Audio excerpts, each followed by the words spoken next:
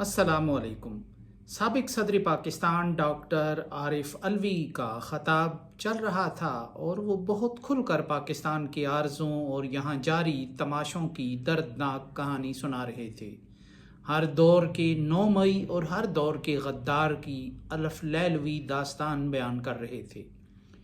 वो हमूदुर रहमान कमीशन की रिपोर्ट को अज़बर करने और आम करने की हिमायत में दलाइल दे रहे थे। मेरा पहला तासर तो यही था कि डॉक्टर अलवी को कुछ वक्त के लिए प्रोफेसर अलवी बनकर हमूदुर रहमान कमीशन की रिपोर्ट का इंडिया टुडे से बरामद होने वाला मुसव्वदा लिए नगर नगर शहर शहर निकल पड़ना चाहिए और कौम को उसे अज़बर करा लेना चाहिए।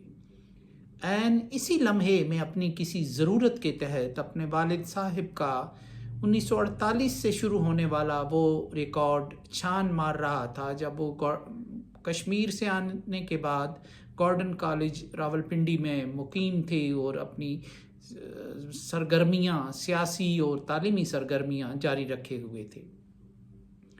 और जब वो तहरीक पाकिस्तान और तहरीक आज़ादी कश्मीर के सिपाही बनकर 15 साल की उम्र में आकर रावलपिंडी में मुकीम हुए और वहाँ उन्होंने कॉलेज में दाखिला लिया। वहाँ वो वाह कैंट का जो महाजर कैंप था उसमें उन्होंने रज़ाकाराना खिदमात अंजाम दी। जिस अखबारी तराशे की तलाश थी वो तो न मिल सका, मगर मुझे यहाँ 1952 से शाया होने वाले हफ्ता रोज़ा आगाज़ का कुछ रिकॉर्ड देखने को मिला, जिसमें वालिद साहब की सरगर्मियों की तफसीलात दर्ज थीं। आगाज़ हमारा घरेलू और ख़ानदानी पर्चा था जो वालिद साहब के साथ हिजरत करने वाले उनके 2 कज़न्स जनाब हफीज़ सालिब और जनाब नूरुद्दीन अख्तर ने मिलकर शाया किया था। यहाँ वालिद साहब की उर्दू और फ़ारसी नज़में, ईदों पर उनके लिखे गए क़त्तात, दर्दे जुदाई में डूबे अफसानों के साथ साथ 12 जून 1949 को गॉर्डन कॉलेज के तालिब इल्म के तौर पर वज़ीर आज़म लियाकत अली ख़ान के नाम उनका एक टाइप शुदा मेमोरेंडम भी मुझे मिला, जिसमें कश्मीर के मसले के साथ महाजिर तलबा के मसाइल की निशानदही की गई थी। यही अखबार की सुर्खी थी। इसी यानी आगाज़ में ही एक सुर्खी यूँ थी कि पाकिस्तानी फ़ौज के कमांडर इन चीफ जनरल मैसरवी ने कश्मीर पर चढ़ाई से इनकार कर दिया था। उसकी ज़ेली सुर्खी थी पंडित नेहरू मशरिक़ करीब में सियासी व फ़ौजी इक़्तिदार हासिल करना चाहते हैं। ये चौधरी ग़ुलाम अब्बास का एक तहलका ख़ेज़ इंटरव्यू था जो 16 फरवरी 1954 को इस अखबार में शाया हुआ था। चौधरी ग़ुलाम अब्बास 1947 के वक्त तक़सीम के मौका पर डोगरा की कैद में थे और उन्हें कुछ अरसा के बाद वहाँ से रहाई मिली थी। उनकी बेटियाँ, उनके घर वालों के साथ भी बलवाइयों ने बहुत बुरा सलूक किया था। उनकी एक बेटी अगवा भी हुई थी। तो चौधरी साहब ने जब वो रहा होकर पाकिस्तान आए, पाकिस्तान बन चुका था और कायदे आज़म बताया जाता है कि कराची में मुकीम थे, तो चौधरी ग़ुलाम अब्बास की आमद की जब उन्हें ख़बर मिली तो कायदे आज़म गैर मामूली तौर पर दरवाज़े तक उन्हें रिसीव करने के लिए आए। तो चौधरी ग़ुलाम अब्बास ने जो ये इंटरव्यू दिया 1954 में, तो ये उनका इसी में ये ज़िक्र मौजूद था कि कायदे आज़म से मुलाकात की रोशनी में उन्हें ये अंदाज़ा हुआ कि जनरल मैसरवी ने उनका ऑर्डर मानने से इनकार किया।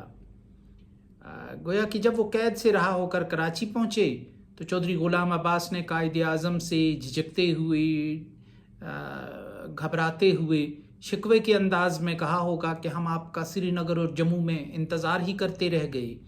तो जवाब में कायदे आज़म ने अपनी बेबसी का इजहार किया होगा कि उन्होंने जनरल मैसरवी को, जो उस वक्त पाकिस्तान के पहले कमांडर इन चीफ थे, और उन्हें ऑर्डर दिया कि वो पाकिस्तान की जो अफवाज हैं उन्हें दाखिल करें कश्मीर में, लेकिन जनरल ने इनकार किया। اور المیہ یہ ہے کہ جو پاکستان کی اس وقت کی پہلی کابینہ تھی، انہوں نے اپنے ملک کے بانی اور اپنے بابائے قوم کی بجائے انہوں نے جنرل میسروی کا ساتھ دیا، اور کابینہ نے اس فیصلے کی توثیق کی، اس انکار کی توثیق کی کہ پاکستان کی فوجیں اس وقت کشمیر میں داخل نہیں کی جا سکتی۔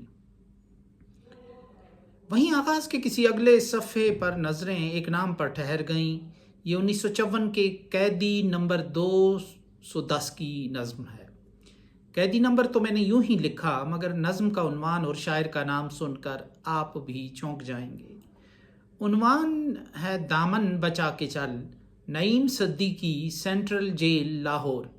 قیدی اور اس کے سنگین جرم پر بات کرنے سے پہلے نظم کا لطف لیجیے، جو 1954 کے اخبار میں چھپی ہے۔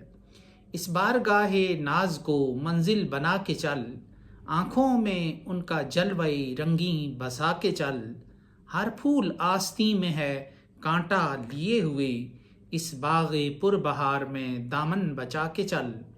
اس دیس میں ظہور خودی پھر نہیں دوا، گر سر کٹا سکے تو یہاں سر اٹھا کے چل۔ ایک لغزش نگاہ میں ہے لذت غارت حیات، فتنوں بھری فضاؤں میں نظریں جھکا کے چل۔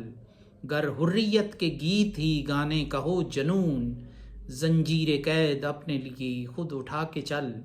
پیش نظر اگر ہے حقیقت کی جستجو، بت خانہ خیال کو ٹھوکر بنا کے چل۔ اس میں یہ آغاز نے بشکریہ مشیر کراچی نعیم صدیقی کی جیل سے یہ جو نظم ہے یہ شائع کی ہے۔